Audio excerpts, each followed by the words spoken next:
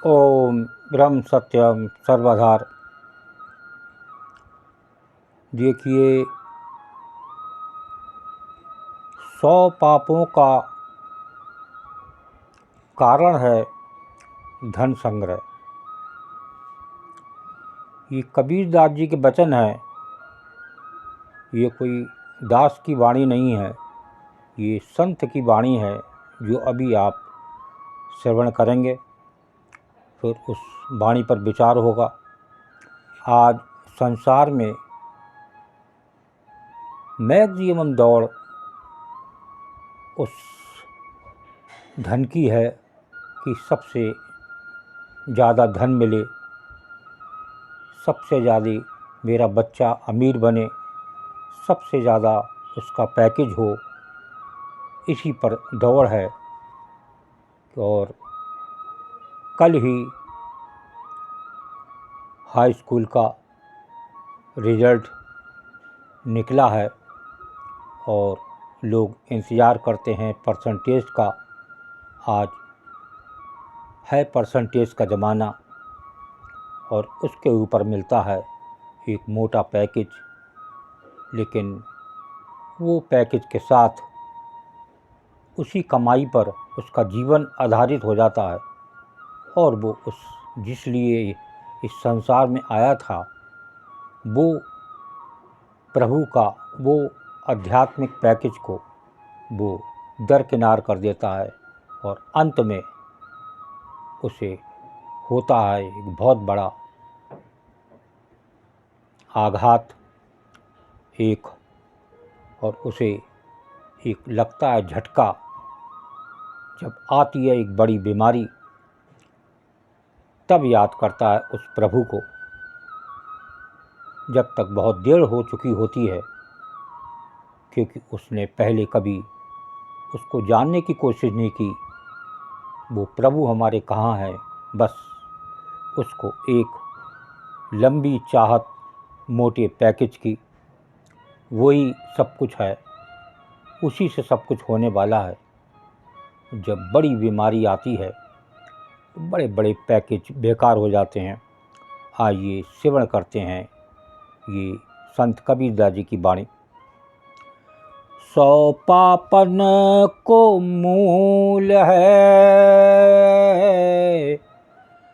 100 पापन को मूल है, 1 रुपया रो,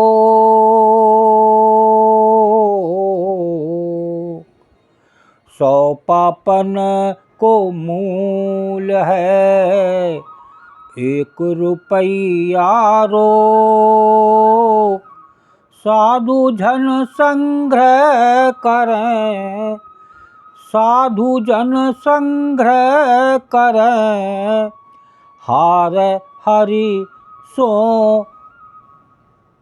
थोक कबीरा, हार हरि सो थोक। 100 पापन को मूल है, 1 रुपया रोक। बहुत ही अद्भुत उत्तम वाणी आज इस कलयुग में, जिसमें दौड़ मैक्सिमम, मार काट, छीना झपटी किसी भी प्रकार से वो रुपया आना चाहिए, चाहे वो चोरी से आए, चाहे वो डकैती से आए, चाहे मोटे पैकेज से आए, लेकिन वो जो आध्यात्मिक विचार उस बच्चे में आना चाहिए, जिससे मिलते हैं एक संस्कार, तो हर परिवार उस संस्कार से दुखी है। और कैसी कैसी घटनाएं होती हैं, बच्चे आए दिन जो है वो फांसी लगाते हैं जब कुछ जॉब नहीं मिलता है, और मिल जाता है तो उसमें मस्त हो जाते हैं और उस प्रभु को वो भूल जाते हैं। जो असली कमाई थी वो पीछे रह जाती है। तो 100 पापन को मूल है, एक रुपया रोक, साधु धन संग्रह करे, हारै हरि सो थोक। 100 पापों का कारण धन संग्रह है। देखिए पूरी सेंचुरी है बता रहे हैं, जो धन को संग्रह करता है, और संग्रह वही करेगा जिसके पास मोटा पैकेज होगा, मोटी कमाई होगी, या उसके माँ बाप मोटी पूंजी छोड़ कर गए होंगे, तो वही धन संग्रह चलता रहता है, और कमाई से वो धन संग्रह कम न होके बढ़ता रहता है। उसी को संत कबीरदास जी बता रहे हैं, 100 पापों का कारण धन संग्रह है। जो संत होकर संपत्ति का संग्रह करते हैं, वो परमात्मा से विमुख हो जाते हैं। उनके लिए परमात्मा का रास्ता बंद हो जाता है। उनको कभी परमात्मा नहीं मिलते, क्योंकि उनका फोकस हर समय उस धन संग्रह में रहेगा कि मोटी कमाई हो, चाहे वो किसी प्रकार हो, चाहे वो लूट की कमाई हो, चाहे परसेंटेज ज़्यादा लेकर कमाई की हो, किसी न किसी कारण से वो कमाई मोटी होना चाहिए, बड़े महल होना चाहिए, बड़ी बड़ी गाड़ियाँ होना चाहिए, बड़े बड़े वस्तु होना चाहिए। तो ऐसे लोगों को कभी भी परमात्मा नहीं मिलने वाले। आज जो संसारी गुरु जो धन ही इकट्ठे करने में लगे हैं, वो थोड़ा बहुत दान जरूर करते हैं, वो भी एक दिखाकर कि हम बहुत दान करते हैं, लेकिन उसके बाद भी उनके पास धन संग्रह इतना है कि उसकी कोई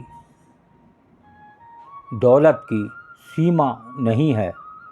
बड़े बड़े आश्रम, बड़े बड़े होटल, बड़े बड़े महल और बड़े परिवार, बड़ी मोटी मोटी वस्तुएं, गाड़ियों की लाइनें, ऐसा आपको बहुत मिलेगा। आजकल जो ऐसी संत महात्मा बनकर घूम रहे हैं, जो कि एक कुछ नहीं तो वो नाम भी दे देते हैं, और जिसको नाम देते हैं उसकी भी नैया डूब जाती है। ओम ब्रह्म सत्यम सर्वदार दास की कबीर वाणी। अच्छी लगी हो तो ज़रूर शेयर करें, ताकि और भी लोग इसका आनंद लें और जानें धन संग्रह से गिनती है संतों की 100 पापों। ओम ब्रह्म सत्यम सर्वदा।